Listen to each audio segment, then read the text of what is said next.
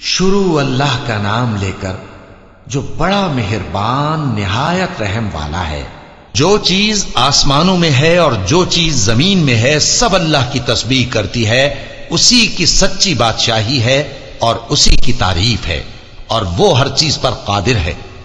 وہی تو ہے جس نے تم کو پیدا کیا، پھر کوئی تم میں کافر ہے اور کوئی مومن، اور جو کچھ تم کرتے ہو اللہ اس کو دیکھتا ہے۔ اسی نے آسمانوں اور زمین کو حکمت سے پیدا کیا، اور اسی نے تمہاری صورتیں بنائیں اور صورتیں بھی اچھی بنائیں، اور اسی کی طرف تمہیں لوٹ کر جانا ہے۔ جو کچھ آسمانوں اور زمین میں ہے وہ سب جانتا ہے، اور جو کچھ تم چھپا کر کرتے ہو اور جو کھلم کھلا کرتے ہو اس سے بھی آگاہ ہے، اور اللہ دلوں کے بھیدوں تک سے واقف ہے۔ کیا تم کو ان لوگوں کے حال کی خبر نہیں پہنچی جو پہلے کافر ہوئے تھے؟ تو انہوں نے اپنی کرتوت کی سزا کا مزہ چکھ لیا، اور ابھی دکھ دینے والا عذاب اور ہونا ہے۔ یہ اس لیے کہ ان کے پاس پیغمبر کھلی نشانیاں لے کر آتے تو وہ کہتے کہ کیا ایک آدمی ہمیں ہدایت کرے گا؟ تو انہوں نے ان کو نہ مانا اور منہ پھیر لیا، اور اللہ بھی بے نیاز ہو گیا، اور اللہ بے نیاز ہے، لائق حمد و ثنا ہے۔ جو لوگ کافر ہیں ان کا اعتقاد ہے کہ وہ دوبارہ ہرگز نہیں اٹھائے جائیں گے۔ کہہ دو کیوں نہیں؟ میرے پروردگار کی قسم تم ضرور اٹھائے جاؤ گے، پھر جو کام تم کرتے رہے ہو وہ تمہیں بتائے جائیں گے، اور یہ بات اللہ کو آسان ہے۔ تو اللہ پر اور اس کے رسول صلی اللہ علیہ وآلہ وسلم پر اور اس نور یعنی قرآن پر جو ہم نے نازل فرمایا ہے ایمان لاؤ، اور اللہ تمہارے سب اعمال سے خبردار ہے۔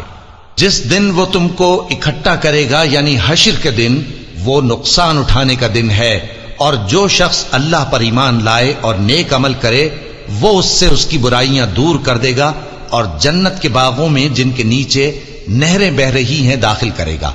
وہ ہمیشہ ہمیشہ ان میں رہیں گے، یہی بڑی کامیابی ہے۔ اور جنہوں نے کفر کیا اور ہماری آیتوں کو جھٹلایا وہی اہل دوزخ ہیں کہ ہمیشہ اس میں رہیں گے، اور وہ بری جگہ ہے۔ کوئی مصیبت نازل نہیں ہوتی مگر اللہ کے حکم سے، اور جو شخص اللہ پر ایمان لاتا ہے وہ اس کے دل کو ہدایت دیتا ہے، اور اللہ ہر چیز سے باخبر ہے۔ اور اللہ کی اطاعت کرو اور اس کے رسول کی اطاعت کرو، پس اگر تم منہ پھیر لوگے تو ہمارے پیغمبر کے ذمے تو صرف پیغام کا کھول کھول کر پہنچا دینا ہے۔ اللہ جو معبود برحق ہے اس کے سوا کوئی عبادت کے لائق نہیں، تو مومنوں کو چاہیے کہ اللہ ہی پر بھروسہ رکھیں۔ مومنوں، تمہاری بیویوں اور اولاد میں سے بعض تمہارے دشمن بھی ہیں، سو ان سے بچتے رہو، اور اگر معاف کر دو اور درگزر کرو اور بخش دو تو اللہ بھی بخشنے والا ہے، مہربان ہے۔ تمہارا مال اور تمہاری اولاد تو آزمائش ہے، اور اللہ کے ہاں بڑا اجر ہے، سو جہاں تک ہو سکے اللہ سے ڈرو اور اس کے احکام کو سنو، اور اس کے فرمانبردار رہو، اور اس کی راہ میں خرچ کرو، یہ تمہارے حق میں بہتر ہے۔ اور جو شخص طبیعت کے بخل سے بچایا گیا تو ایسے ہی لوگ راہ پانے والے ہیں۔